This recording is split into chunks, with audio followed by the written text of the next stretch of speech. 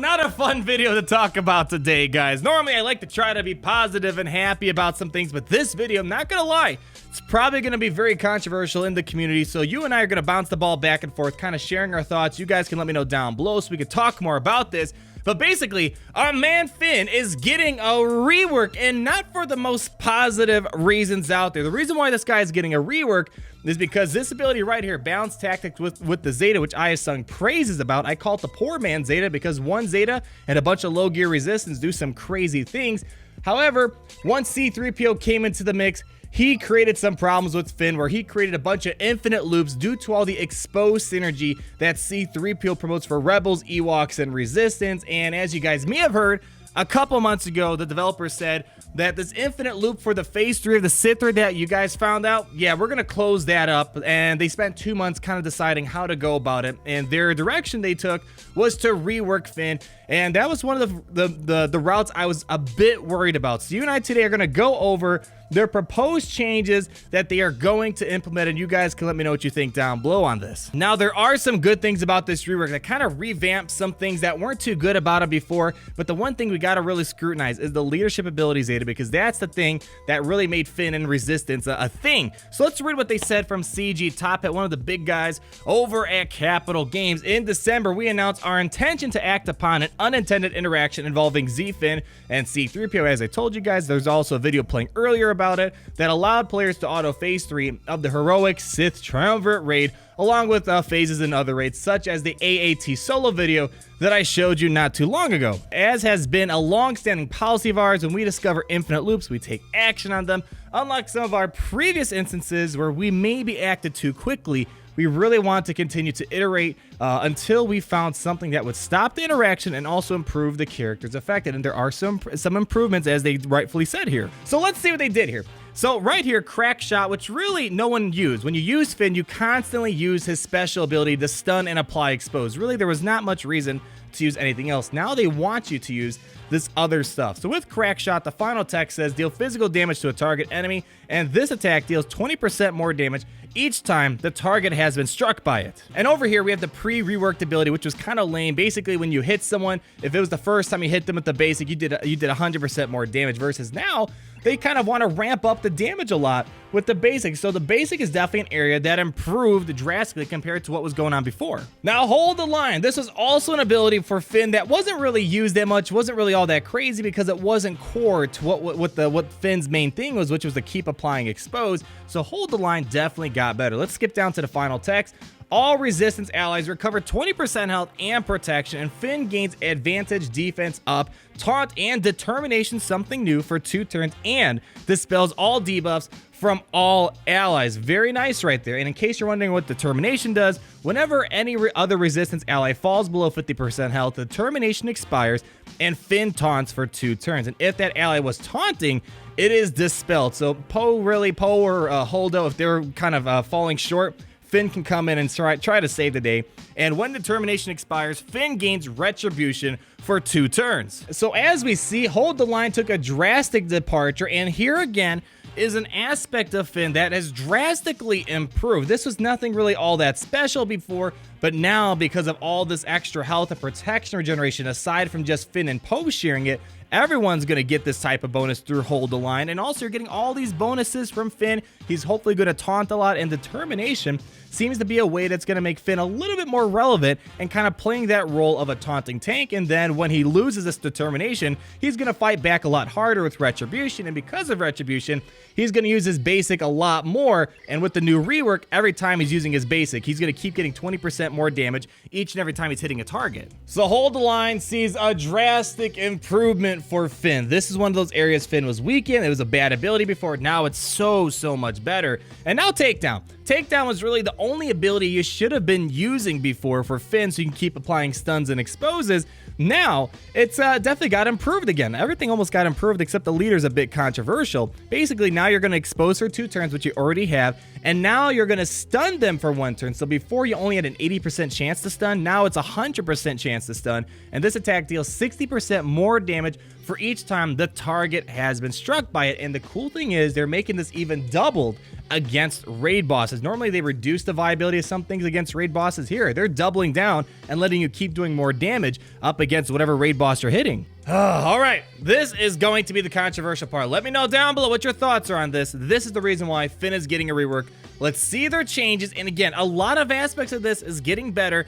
And the one thing that's going to kind of irk some people is the turn meter gain that we'll be getting as a result of this rework. Resistance allies have plus 60% defense, 60% offense, 60% potencies, and all allies have half that amount. So this is a very general leader that we're kind of seeing now. And each time they damage an exposed enemy, all resistance allies gain 3% turn meter, and the target enemy loses 5% turn meter for each resistance ally. So we're gaining turn meter and we're removing turn meter, and damaging an exposed enemy also reduces the resistance allies cooldown by 1.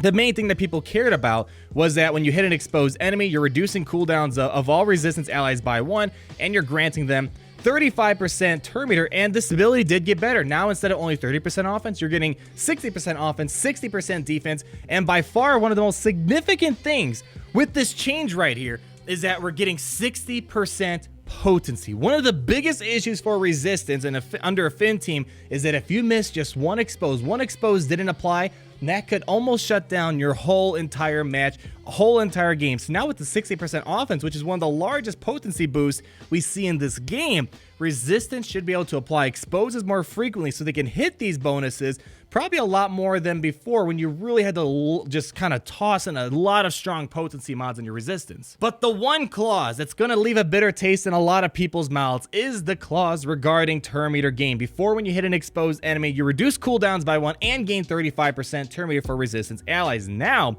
when you hit an exposed enemy, 3% turn meter gain per resistance ally. So instead of getting 35% turn meter before, now the turn meter is tied to how many resistance allies are with you. So obviously, the more resistance allies that are dying off, less turn meter gain you're going to get. But best case scenario, when you have 5 resistance characters, you'll get 15% turn meter for each and every enemy with an exposed that you hit. So basically, just looking at that right there, we're getting a 20% reduction at the minimum for the turn meter gain for each exposed enemy hit. But the cool thing is that instead of relying on Poe to remove turn meter now, like before, Poe is responsible for pulling back the turn meter on the enemy, the leadership will allow you to also remove 5% turn meter for each resistance ally off the enemy. So if you hit an exposed enemy, let's say you got 5 resistance allies, you'll remove 25% turn meter. So you'll gain 15%, they'll lose 25% turn meter. So the overall thought of you being ahead one step is kind of there, because really when you look at it, where you're still going to be a little bit faster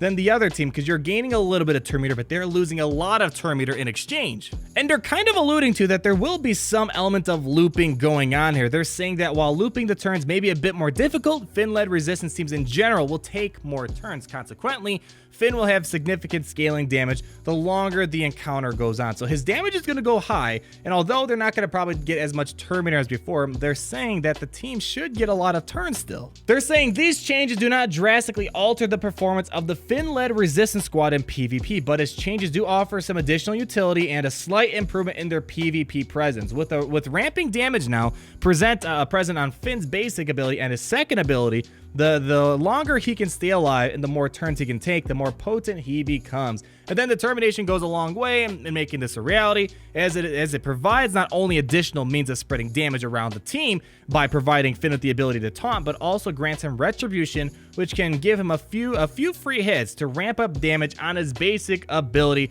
While these changes haven't brought the resistance squad into current competitive metas, they can more handily dispose of teams such as Kylo Ren Unmasked-led, First Order, and General Kenobi-led Jedi.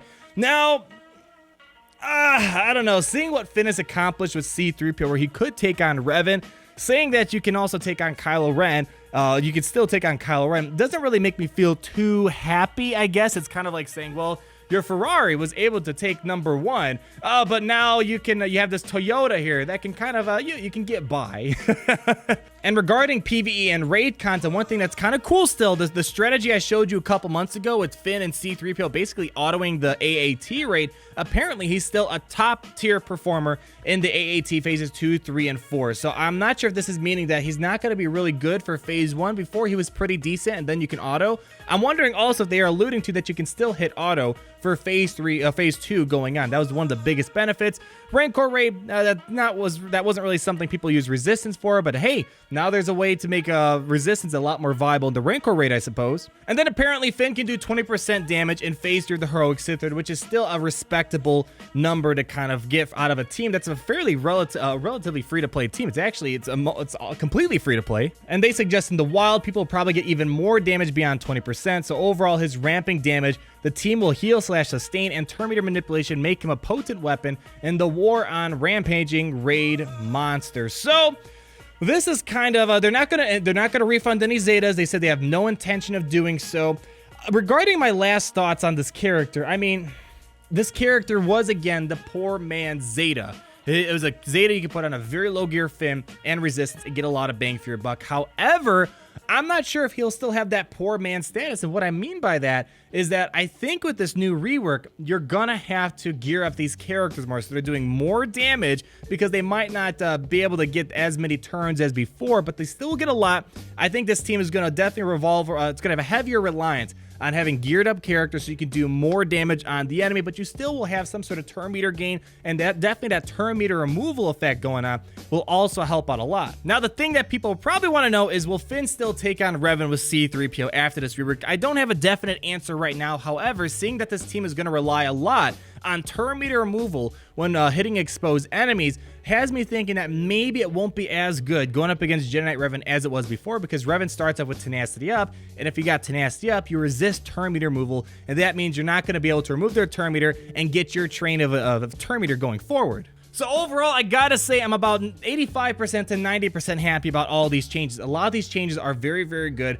It's just that part about the turn meter gain, turn meter removal, we'll have to wait and see what the grand effect is. But on paper, I think he's still going to be a great character. Maybe his purpose is going to change a little bit, maybe for the better. Maybe teams he struggled against before, maybe he'll be a lot better. So we'll have to wait and see. A lot of testing coming up whenever this update does roll in for Finn and his rework. Let me know down below, for all you guys who've been using Finn for a long time, do you like these changes? Do you hate these changes? What would have you done? Fix C-3PO, Traya, Finn, the other resistance? I don't know. It's a tough question, and I think they did an okay job addressing this without making the raid any harder than it is. Thank you guys so much for watching. If you did enjoy the video, go ahead, hit that like button, comment down below. Let's talk about this, guys, and be sure to subscribe, because next week we're gonna have a lot of fun on this channel, and I will see you guys in the next video. Peace out, guys. Rework, Grievous, rework, Grievous. CG, get your act together and rework, Grievous, rework, Grievous, rework, Grievous. Come on, CG, don't make me